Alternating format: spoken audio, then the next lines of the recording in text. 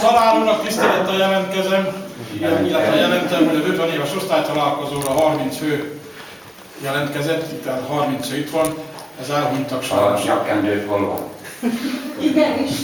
Hátásnak piros nyakkendőt. A régi világban élünk. A régi világban. Köszönöm szépen! Mondjad élet!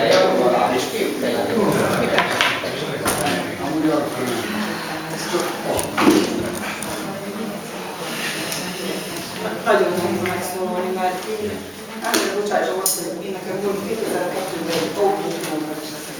És Kolumbiánban is elmondom annak.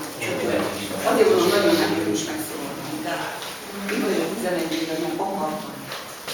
Ez az egyik szerint. Másik megolvasom, hogy megköszöntjük, és elmondjuk csak. Történetes másodban, akkor áposzolva. Azt mondom, sok szeretettel köszöntelek benneteket, ökönyes osztálytalálkozónk alkalmából. Tisztelettel köszöntöm tanítóinkat, tanárainkat, megköszönöm, hogy elfogadták meghívásunkat, ünnepünket és még örömteljesebbé tették, mint csak simán lett volna.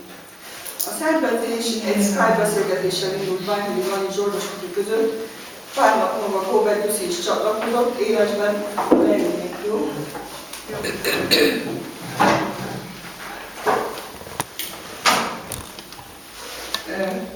Életben a vendéglői megbeszélésen indult. Ekkor elkészültek a meghívók, amit mi lányok is bekapcsolódtunk. Személy szerint én és Ufre Szerzsi. A szervezés elsősorban telefonon bonyolódott, ami köszönhető a Telekom honpocsomagjának, ami szinte ingyenessé tette ezt nekünk. Örömmel és kicsit szorongva készültünk, szervezkedtünk, boldogok vagyunk, hogy ilyen szép számba jöttetek el, újra együtt lehessünk. Örömmel tölt el, hogy legalább néhány órára találkozhatunk rá utoljára. Visszaidézhetjük a régi szép pillanatokat, emlékeket is beszámolhatunk életünk alakításával. Pár szóval kérem, hogy mindenki tudna. Kiből mi lett holokig, milyen nagyban, hány lett papa. Tanítóink, tanáraink eddig mindent megtettek azért, hogy bárhova kerül, ott megállja a helyét a későbbiekben a csapat. Megköszönjük csupán jó szándékkal adott kis büntetéseket, melyeket azért kaptunk, hogy később igazi fegyelmezett felnőttek lehessünk. Akkor még diáknak joga és kötelessége volt tanulni. Szüleink ezekről nem tudhattak, amikor megkoppantottak bennünket, mert akkor megkaptuk megérdemelt, és már ott is volt a szülőinknek feleség. Nagyon gyorsan elrepülő 8 évben sok minden történt. Volt, mikor csíptük, martuk egymás, volt, amikor csodálatos élményekben volt részünk, északi középegységben, a Baradda-barlangban, a Nagyteremben elénekeltünk egy fővárosi iskolát, a Kriszta vezetésével, hol vagy Kriszta?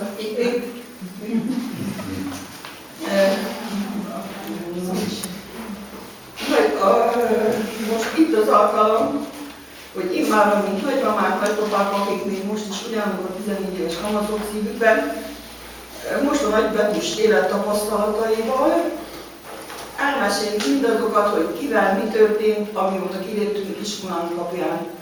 Egy pár, most kérem az osztályt, egy perces néma felállással emlékezzünk Kiki hite szerint azokra a nem élő osztálytársainkra, tanárainkra, akik most hiányoznak közülünk.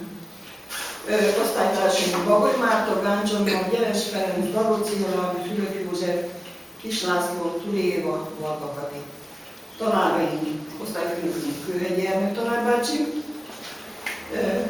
Kőhegyi Joli néni, a Pali bácsi az igazgató volt, a Mátyás Pali bácsi, Grundy József, miért bácsi néni, akitől kaptunk egy pofon tornalány, Horváth László, A rajztanár, aki megrajzolta a rajzot, aztán ráírta az egyes, csókolom. Kisötön, szegény Marci bácsi, akivel ugye hát úgy énekeltünk, ahogy, és a Vörös Jóska bácsi, és azért tiszteljük meg, kérjünk el a József Ancsónének neki a nevét is, mivel hát a megjelenésben igazából ő vezetett be bennünket. Köszönjük a megjelenéseteket, az est további részéhez kívánunk nagyon jó szórakozást, jó étvágyatot és felejthetetlen élményeket a találkozóról. A vacsorára tisztelettel meghívjuk Feri bácsit, Iván bácsit, ott folytatjuk a társalgást, mindenkinek jó szórakozást kívánok, és akkor tegyük meg azt, hogy álljunk fel a parancsolat.